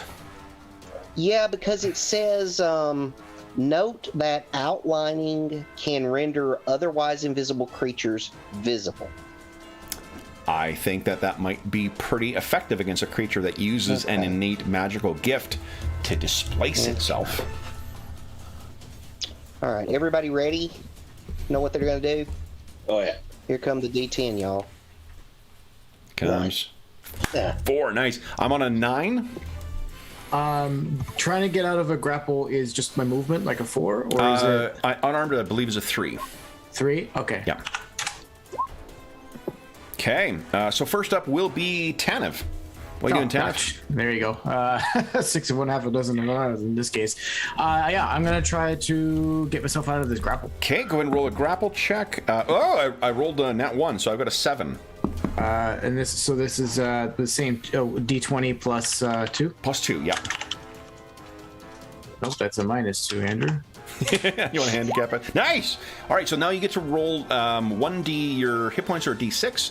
You have no bonus to strength damage? Nope. 1d6 of damage. If you roll a 6, you got yourself free. There you go! Beautiful! Nice. What do we see as you shake yourself free of this thing? I think somehow I've maybe managed to like flip because I don't have much strength, so this is more about dexterity. I'm kind of thinking so like maybe because I had a knife and the dagger and the sword, I managed to maybe flip the knife just high enough that I can like use it to pry it off and Love it. you know. And the tentacle kind of drops back into the water and then comes out like it's going to try and attack again. Calidor, Chael, and Dorman are all on 8. What would you guys like to do? I have a I'm question. casting Fairy Fire. Okay. We I will answer rather your question. suspected you might be doing this. Oh, Yes. Whoa! So You hit let's a just minus give 8. it 2 seconds here, John, and then we'll answer your question. All right, which is the target of Fairy Fire? Okay, so 10 square foot per level, so that's 70 square foot. So I would assume that I would be thinking in each one of these boxes is 5 of that. Okay. So that would be 1 2, Let me see 3. here. I need to break out after having seen how good they are. I need to break out my AD&D spell cards. 6, 7, 8, 9. So who'd you cast it on? Fairy Fire. I think it was a. Let's see here. Please tell me you did not cast it on yourself. No. Okay. Because that would ruin starts everything that I was going to do. And you hear Chael just going, Nothing. Well, the big deal is to make sure it's like you guys don't miss. Yeah. You know, with it being displaced. That's the real reason. I mean, you do get a bonus too, but The moment you real started reason I was talking trying to- fairy fire, I was like, you're going to screw up my entire turn if you hit So yourself with what it. will happen is you're actually not going to the attack bonus that you get from it is you can ignore that because there's a penalty for hitting these things. It just means that I Okay. won't be giving the penalty to their. Basically, I've been giving a bonus to their AC. So I'll just not give that anymore. Number of subjects depends on the number of squares you can affect. You can affect 10-foot square per level. You can affect all of them. Yeah, that's what I was kind of thinking. Awesome. So what does your fairy fire look like? Let's see. There's 3 colors: blue, green, or violet. I'm thinking probably blue. That's very much a color that Chael is Yeah. in tune with Coralon. So, he kind of just moves his hand, kind of just visualizes, and as he moves his hand kind of over each one of those shapes, that blue flare just kind of outlines. Out, and every single Kinda one like of these the things is Corellian now aura kind of thing. illuminated. You don't need to worry about. Everyone can see which one is which, and it is that almost like headache-inducing displacement effect from the tentacles is completely gone. You can see clearly what it is you need to attack now. I mean, I know that -9 was a real near miss there, Calidor, but it's still it. All right, so it's 888 Dorman. Dorman, what was your question, John? Sorry. Okay, so it's not going to change my action. I've already planned out what it is, but I know I need 2 hands free to cast a spell. Yes. I have a short sword in it. Yes. Can I put it in my sheath as a move action and cast my spell, or do I have to drop it? It is an action to put a thing in your sheath. Okay, so this is a boat. It has ridges. I can drop it safely. Yes. Okay, I drop my short sword and I cast a spell on Chael. Okay, what spell? Something I should have cast on myself, but it's improved invisibility. Nice. This means you're much harder to hit now, Chael. Man, where'd I go? And it doesn't break if you attack. Awesome. Nice. All right, and 11 rounds as well, too. Pretty sweet. All right, so Dorman, you see out of the corner of your eye, drop your thing to the ground, gesture, and hold on, I think you only need 1 hand free. I think that's if we have a staff or something, but I think it's... Oh, yeah, Yeah. short sword, a dagger, anything that a wizard can use, you can have in your hand. Yeah, that's right. Okay, that is an example of a character who is knows his limitations for his character and plays it well. Guys, you get 1 point of astonishing fortune for John's excellent gamesmanship. I was tempted to just drop prone next to Druin and say, hey, how you doing? And touch Chael, but I was like, it's too much. All right, so the simultaneous will be these things and Druin.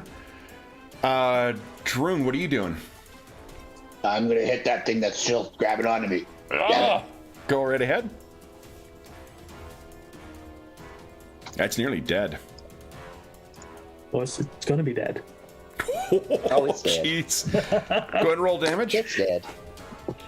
Would like to know, no, I have not cast a large person because I did not want to overturn the boat. All right, so it was actually releasing and was trying to flee. It wasn't even going to attack. You have killed one of these things, and you are free. Can I stand up now? Well, this is all happening simultaneous, so I think that you get your killing blow as it's trying to get away. Well, not even if he doesn't get another attack on another. Well, creature, the other but- one's going to try and grapple you anyway. Let's see if you. Yeah. His so- move action could be to stand And up. what I'll do, because it's simultaneous, I'm only going to give you it a bonus against prone for 1 of the 2 attacks. Okay. Just sort of as if you're going up. Okay, so my first roll is a 22. Give us a grapple check for Druin. Ugh. And the second one is a 26. come on, Druin. +8. Come on, brother. 22. So you beat the 22.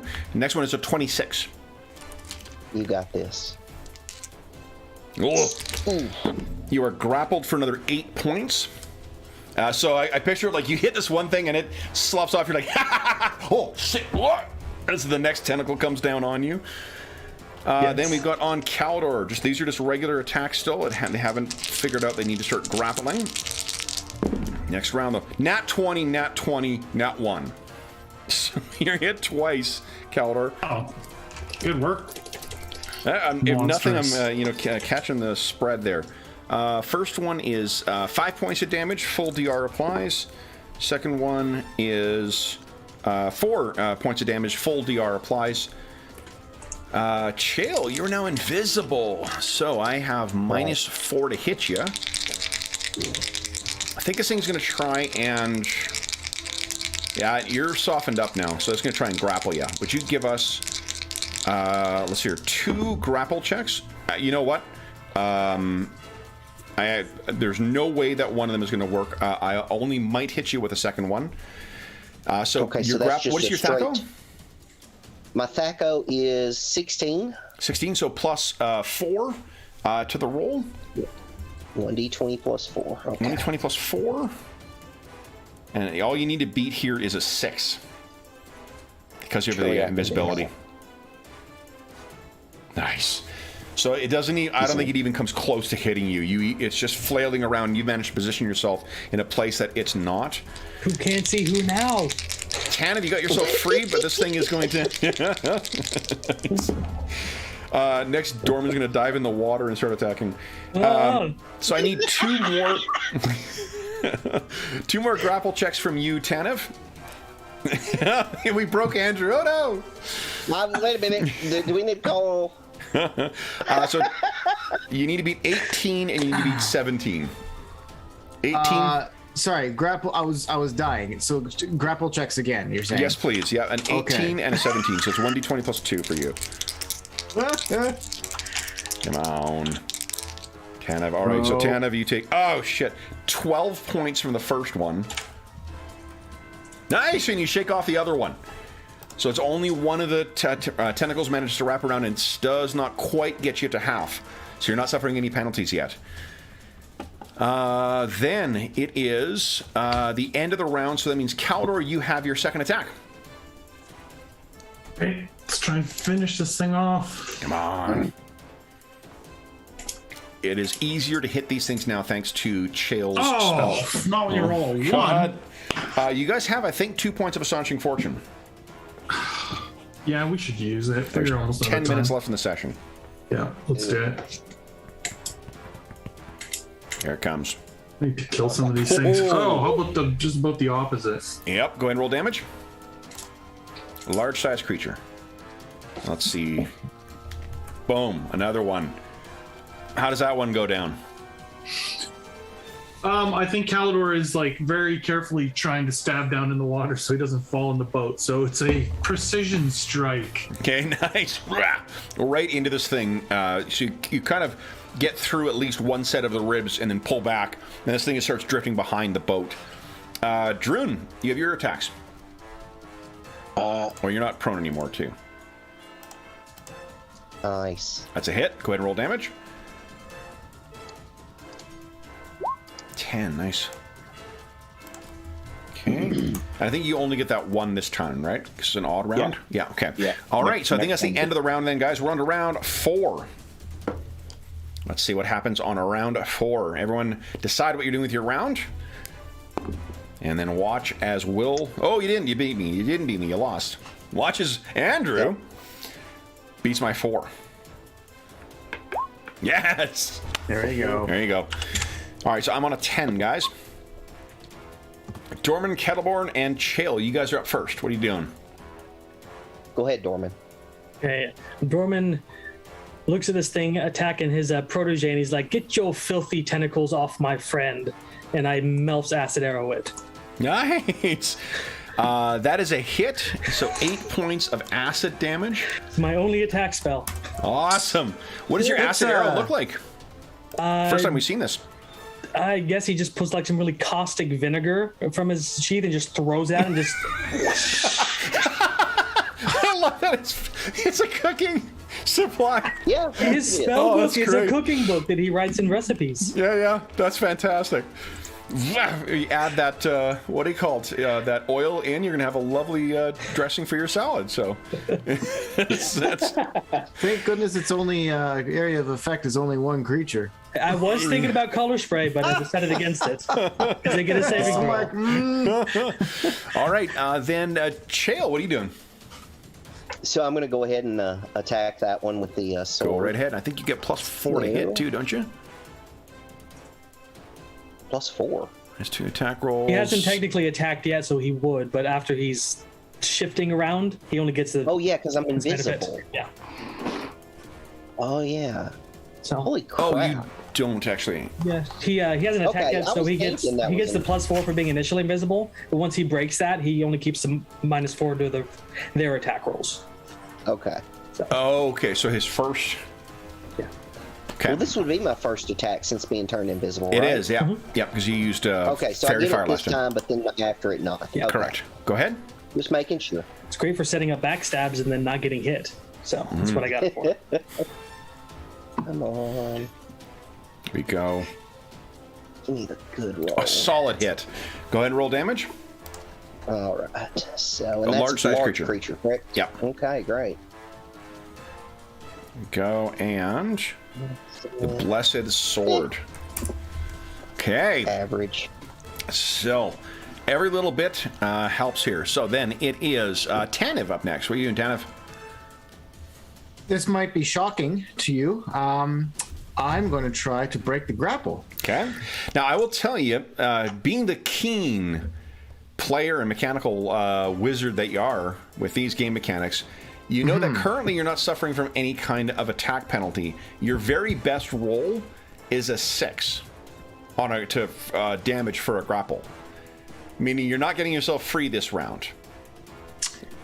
But if I suffer no penalty, you know, this bastard sword somehow, Does a lot of damage.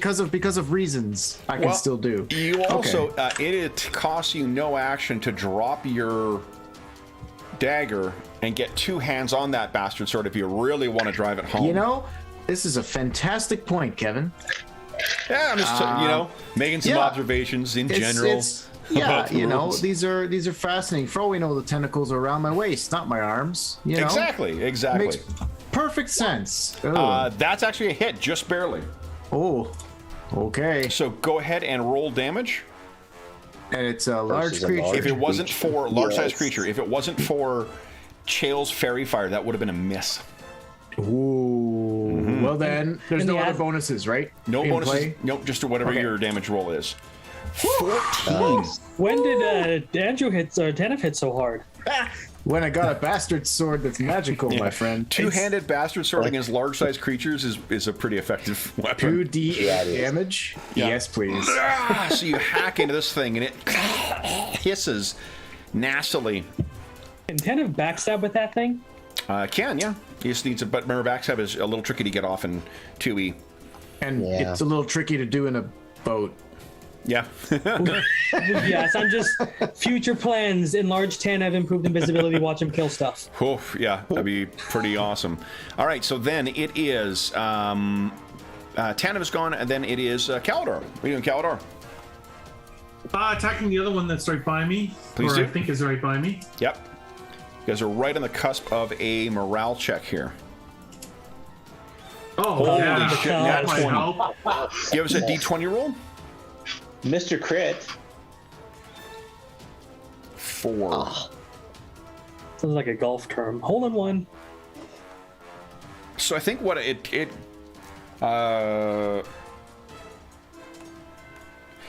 there is when on that last sort of flailing tentacle that was trying to get around Druin that he shook off, it actually knocked a crate off and hit this thing. It's about to drift back 10 feet.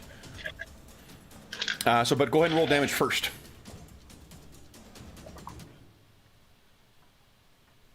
A large-sized creature again. 11 man. points of damage, nice. Okay, and then because of that crate, dunk, it drifts back 10 feet.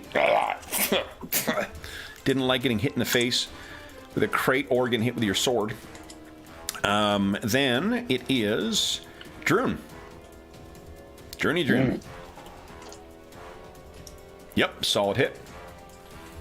Go ahead and roll damage. And 9 damage, okay. And offhand. Yes, 1d20. One left.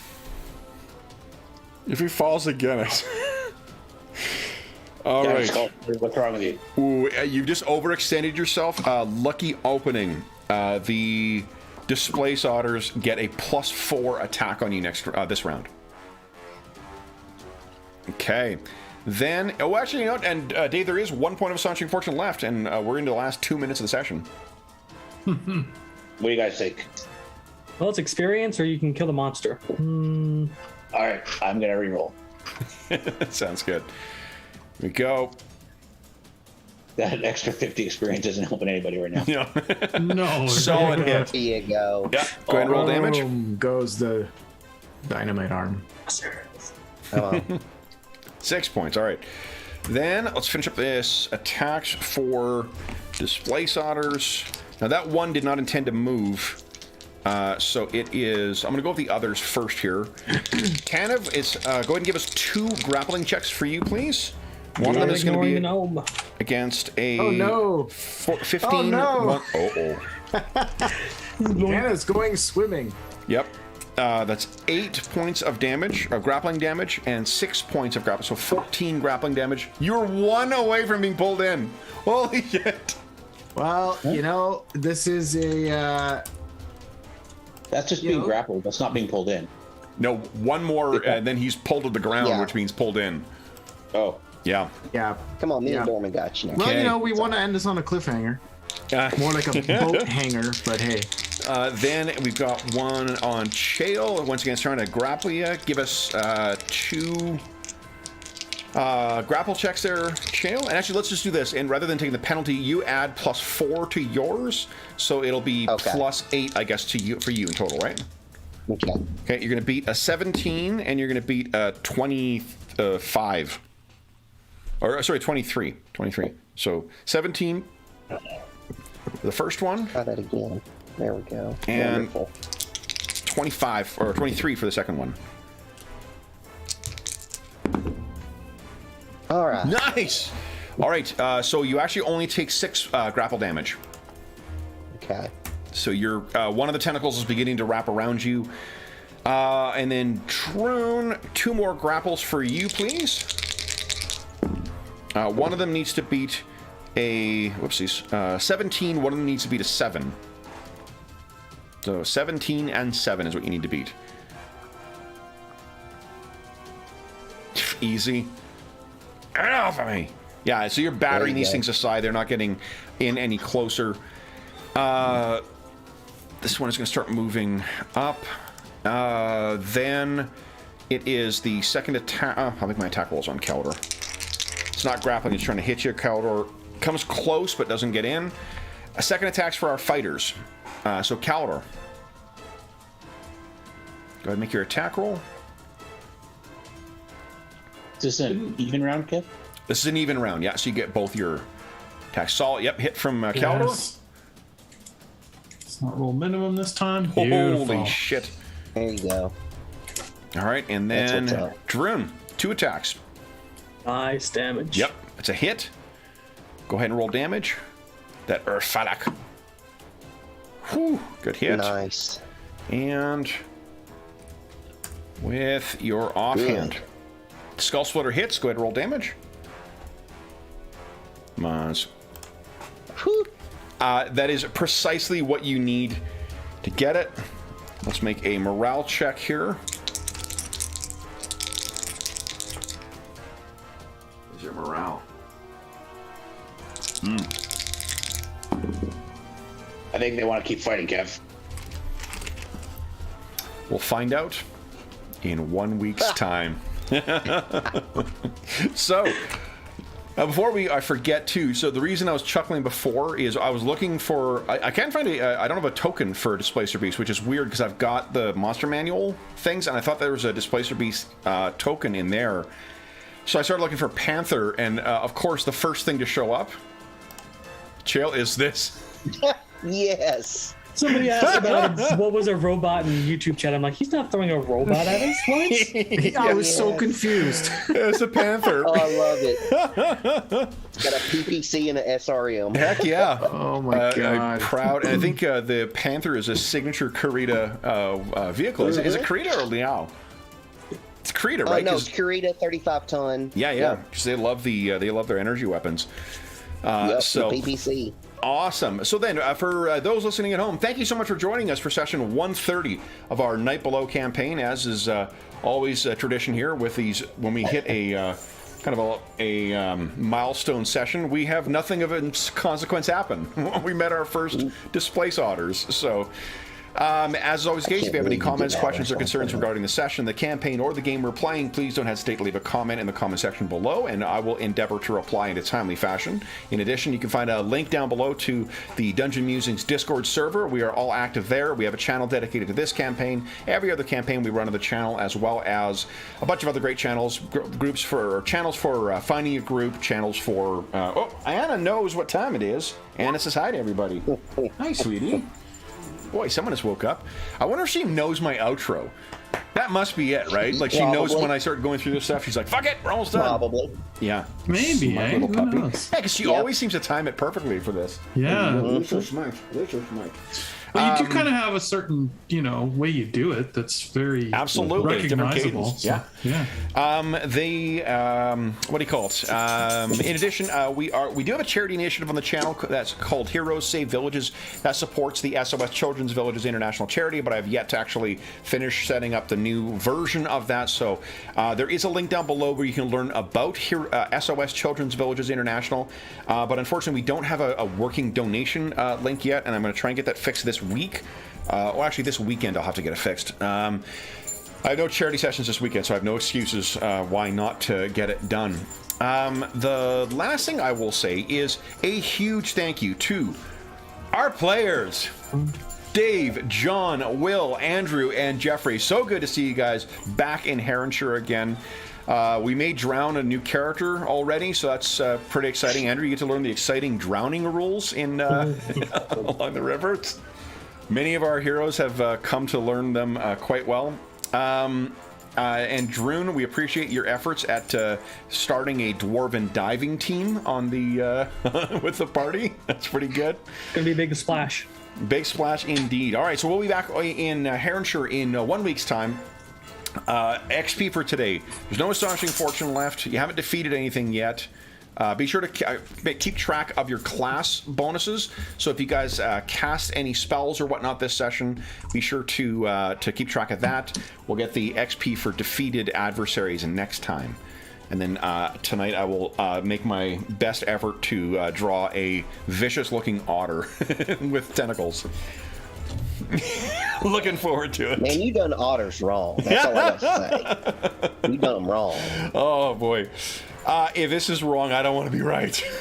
So, for those listening at home, thank you so much for joining us for our session. You can reach me also on Twitter at Dungeon Musings, and you can reach me by email. My email address is dungeonmusings@gmail.com. I'm way behind on responding to emails. I intended to do that over my vacation, and then my vacation was suddenly over, so I do apologize if you have written me and I haven't gotten back to you.